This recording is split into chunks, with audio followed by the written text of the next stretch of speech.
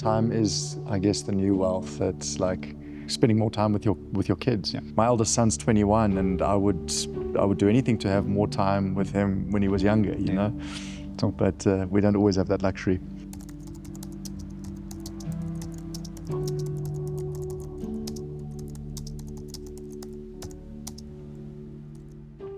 Janez, let's zoom in on a couple of things here. Right? This to me is interesting. So on your risk behavior side, there it says that you've had a negative experience with investing before. So I mean, there must be a story behind that, right? So There is a story. what is the story? Yeah. I think it was, what was it called? The dot-com boom. My grandfather was a very wealthy man, and he had a biscuit factory. It was self-made biscuit factory, a very famous biscuit that turned into like a Nutella kind of paste. Jeez. Family feud, and he sold the business, and his son said, "You've got to invest in tech stocks, you've got to invest in all these NASDAQ stocks," and he literally went all in. And then dot-com boom in early 2000, I think, and the whole thing, I think we lost 95% of our money. On your risk behavior side, it says that you've had a negative experience with investing before. So how do you react to things like Bitcoin? Yes. Bitcoin then? You know, I've got 3 children now and a wife, so you become a little bit more risk averse. And I like to take risks in areas that I understand. Because I wish I'd had a financial advisor early on that I could have put money away with. All right, so when we look at money attitudes, what sort of pops out for me here is very high money prudence. So you like to focus on kind of future goals. Mm-hmm. You're a goal setter kind of thing, right? So, I mean, how does that play out in your money? I mean, I don't like to spend a lot of money. You know, I had children very young, and I realized that I needed to get serious about life. When you've got kids at universities and private schools, and you want to give them the best opportunities in life, you know, that's always in the back of my mind is I've got these 3 young kids I need to fend for, and I need to do it to the best of my ability.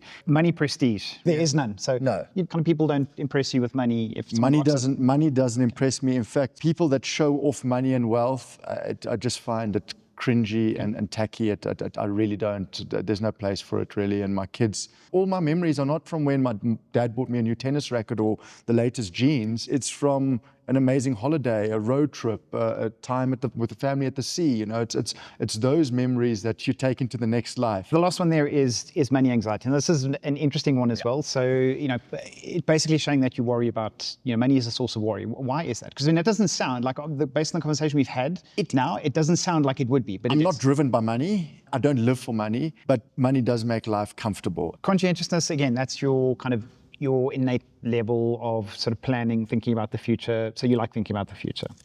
Yes, I do. I do like thinking about. Where's spontaneity? I want to have a holiday house, because a holiday house is something that brings your family together at least once or twice a year. What do you expect from your financial advisor?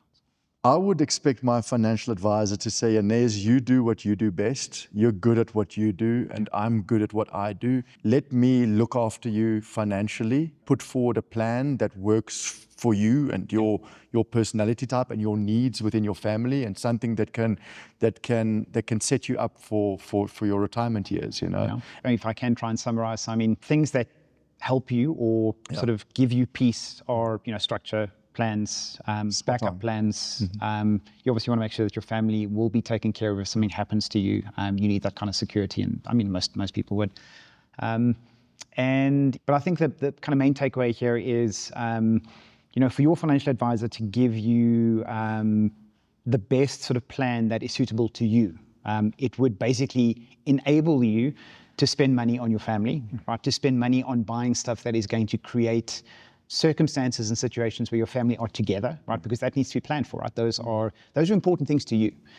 So if a financial plan is just like put money away, there's no emotional connection behind that. So, you know, what this is really showing and telling us is that there needs to be that emotional connection, because that's going to drive you, right? 100%. So you're driven by, you know, if someone just had to say, you know, spend X amount of money every month and you can buy a holiday home, well, that's great, but that's not actually what's driving you. What's driving you are the experiences that holiday home is. So if someone's going to stretch you and say, look, you know, you want to spend X, but we're going to spend X plus 20%, but it's going to be to create this amazing kind of place for your family, that's probably you'll be like, I'm going to do it, right? I'll sacrifice, but I'll get there. Agreed.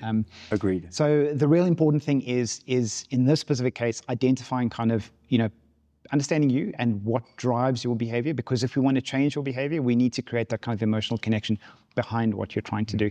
And that's probably my takeaway from this discussion now. Makes a lot of sense. And I think someone who understands this test and my personality will be able to make the right financial decisions for me. Yeah.